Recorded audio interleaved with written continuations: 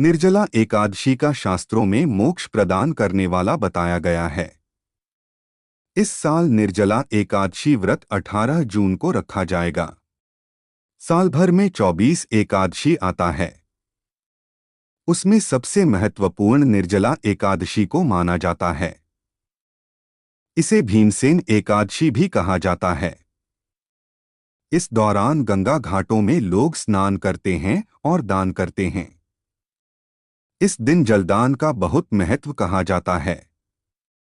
जब वेदव्यास ने पांडवों को चारों पुरुषार्थ धर्म, अर्थ, काम और मोक्ष देने वाले एकादशी व्रत का संकल्प कराया था, तब युधिष्ठिर ने कहा, जनार्दन, ज्येष्ठ मास के शुक्ल पक्ष में जो एकादशी है उसके बारे में विस्तार से बताएं।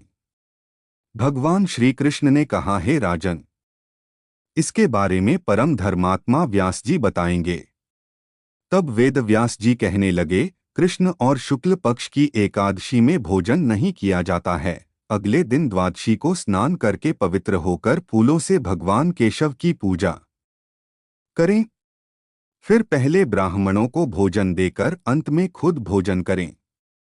इस पर भीमसेन बोले, पितामह, मैं आपके सामने सच कहता हूं, मुझसे एक बार भोजन करके भी व्रत नहीं किया जा सकता, तो फिर उपवास करके मैं कैसे रह सकता हूं? मैं पूरे साल भर में केवल एक ही उपवास कर सकता हूं, जिससे स्वर्ग की प्राप्ति हो। ऐसा कोई एक व्रत निश्चय करके बताइए, मैं उसका यथोचित रूप से पालन करूंगा।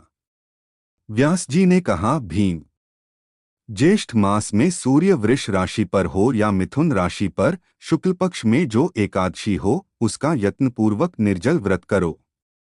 केवल कुल्ला या आचमन करने के लिए मुख में जल डाल सकते हो, उसको छोड़कर किसी प्रकार का जल विद्वान पुरुष मुख में न डालें, अन्यथा व्रत भंग हो जाता है। एकादशी को सूर्योदय से लेकर दूसरे दिन के सूर्योदय तक मनुष्य जल का त्याग करे तो यह व्रत पूर्ण होता है। इसके बाद द्वादशी को प्रभात काल में स्नान करके ब्राह्मणों को विधिपूर्वक जल और सुवर्ण का दान करे।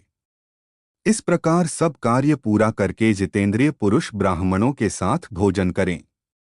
वर्ष भर में जितनी एकादशियां होती हैं, उन सबका फल इस निर्जला एकादशी से मनुष्य प्राप्त कर लेता है। जिन्होंने श्रीहरि की पूजा और रात्रि में जागरण करते हुए इस निर्जला एकादशी का व्रत किया है, उन्होंने अपने साथ ही बीती हुई 100 पीढ़ियों को और आने वाली 100 पीढ़ियों को डोट भगवान वासुदेव के परम धाम में पहुंचा दिया है।